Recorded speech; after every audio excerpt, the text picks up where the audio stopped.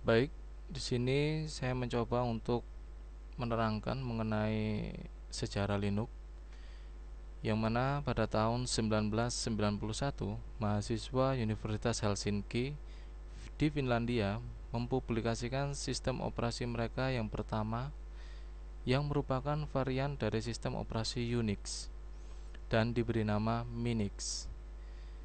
Pada saat berkembang sistem tersebut, Linus Torvald, salah seorang dari mahasiswa universitas tersebut, menyatakan bahwa sistem Minix tersebut non-portable dan monolitis. Untuk itu, dia ingin menyempurnakan sistem Minix tersebut. Sebagai gantinya, dia menciptakan sistem operasi yang diberi nama Linux. Kedengarannya, Torvald menyatakan bahwa proyek tersebut hanya proyek kecil dan tidak akan berkembang. Linux termasuk di dalam free software yang dapat didefinisikan bahwa Linux tersebut disertakan source code-nya, sehingga yang lain dapat memodifikasinya dan juga mendistribusikannya kembali dan berlisensikan GNU. Sekarang, Linux dikenal sebagai operating system yang kompatibel dengan Unix dan berkembang paling pesat di antara sistem operasi yang lainnya. Hal ini disebabkan karena kemampuan Linux yang lebih di dalam network server, mampu berjalan di workstation mode grafis, aplikasi perkantoran, router, dan masih banyak yang lain yang dirasa kemampuannya tidak berujung batas. Keistimewaan Linux. Sebenarnya banyak sekali keistimewaan Linux, baik yang berasal dari Unix maupun keistimewaannya sendiri. Beberapa keistimewaan tersebut antara lain: yang pertama, full 32 bit sehingga mendukung manajemen memori protected mode pada platform PC berbasis prosesor 80386 ke atas. Full multitasking sehingga user dapat menjalankan banyak aplikasi pada saat bersamaan. Yang ketiga, full multi-user sehingga memungkinkan banyak user dapat melakukan login pada semua komputer secara bersama-sama.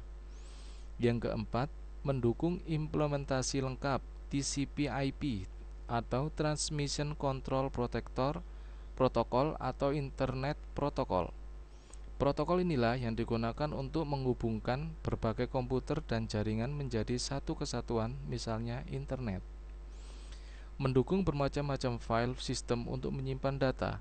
Berbagai file system seperti FAT16, MS-DOS file system, FAT32, Minix 1, ISO 9660, CD-ROM, dan lain-lain dapat diakses dari Linux.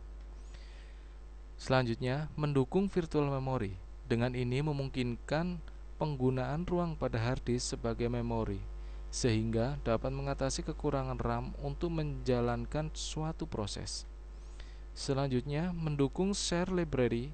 Dengan ini memungkinkan program untuk menggunakan library bersama-sama, sehingga file executable dapat lebih sedikit menggunakan ruang pada hard disk. Mendukung demand page loaded executable sehingga segmen dari program yang benar-benar digunakanlah yang dibaca dari disk ke memori. Mengimplementasikan Unified Memory Pool untuk program dan disk cache. Dengan cara ini, semua free memory akan digunakan sebagai cache untuk mempercepat proses. Mendukung hampir semua fasilitas pada Unix, sehingga mempelajari Linux berarti Anda juga belajar banyak untuk sistem Unix. Selanjutnya, mendukung GNU software. Linux memiliki banyak aplikasi pendukung yang powerful yang dibuat oleh GNU, sebuah badan free software. Perkembangan Linux cepat dan berkesinambungan. Linux terus dikembangkan oleh berbagai pihak di dunia karena source code-nya dapat diperoleh dengan mudah. Anda dapat terus mengikuti perkembangan Linux melalui berbagai situs di internet. Memiliki fasilitas GUI (Graphical User Interface) yang dikenal dengan nama X-FREE86. Fasilitas ini memiliki fungsi layaknya Windows 3.1 untuk DOS, sehingga Linux juga memiliki tampilan yang menarik dan mudah digunakan. Serta keamanan. Dengan melihat keistimewaan Linux di atas, dapat disimpulkan bahwa Linux termasuk sistem operasi yang stabil, aman, bisa kompatibel dengan sistem operasi yang lain, dan mampu berjalan walaupun dengan komputer dengan prosesor 386 sekalipun. Meskipun Microsoft telah mendominasi pasaran dengan produk Microsoft NT sebagai server, Linux telah memulai dari dasar dan diestimasi bahwa Linux akan terus berkembang beberapa tahun mendatang. Linux didistribusikan di bawah GNU atau General Public License atau GPL, di mana pemilik program tetap memegang hak ciptanya, tetapi orang lain dapat memodifikasinya dan bahkan menjual kembali program tersebut, tapi dalam hal ini source code yang asli tetap disertakan dalam distribusinya. Ini artinya meski seseorang telah memodifikasi dan menjualnya, produk tersebut telah ada dalam lisensi GPL dan akan selalu berada di dalamnya. Lisensi ini melarang seseorang untuk memperoleh hak paten untuk kepentingan pribadi atas software yang ia ciptakan berdasarkan lisensi ini. Satu-satunya bentuk hak paten yang diperoleh ialah dengan memberikan kebebasan setiap orang untuk menggunakannya, termasuk dengan source code-nya. Dengan demikian, seseorang dapat memperbanyak dan menjual CD distribusi ini secara legal. Hak cipta Linux dimiliki oleh Linus Torvalds di bawah GNU. Hak cipta ini dibuat oleh Free Software Foundation atau FSF, yaitu badan yang memberi tempat bagi para programmer untuk menciptakan free software. Linux, sering juga disebut dengan GNU Linux, adalah sistem operasi yang kompatibel dengan Unix. Program-program yang terdapat di dalam Linux kebanyakan di bawah naungan proyek GNU dari Free Software Foundation. Tampilan grafis atau Graphical User Interface disediakan oleh X Window beserta kumpulan libraries. Karena banyaknya paket-paket software yang terdapat di dalamnya, maka beberapa perusahaan mengumpulkan paket-paket ini menjadi satu distribusi atau distro. Mereka juga melakukan pengujian terhadap software di dalamnya, mengembangkannya agar menjadi lebih mudah proses instalasinya. Ada distro komersial seperti Red Hat, Mandrake, SUSE, Caldera, dan lain-lainnya. Ada juga distro non-komersial seperti Debian. Kedua distro ini tersebut tanpa dipungut biaya.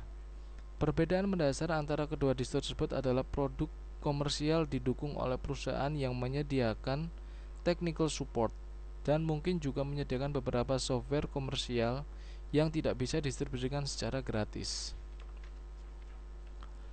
Struktur software. Komponen-komponen terpenting dalam perangkat Linux berupa 1. Kernel. Kernel merupakan jantung dari sistem operasi yang mengontrol hardware dan mengatur segala permintaan. Bagian-bagian lain seperti shell dan aplikasi memanggil menginstruksikan kernel untuk memberikan pelayanan kepadanya sesuai dengan program yang memanggilnya. Shell adalah penerjemah pada sistem Unix. User cukup memberikan perintah dan shell yang akan melayaninya. Di antaranya yang paling terkenal adalah Bash, the Born Again Shell. Yang ketiga adalah utilities. Berjumlah ratusan dengan fungsi yang berlainan, misalnya saja Apache Web Server, Gmail, Mail Server, Samba, File Server, dan lain-lain. Yang keempat, X Windows.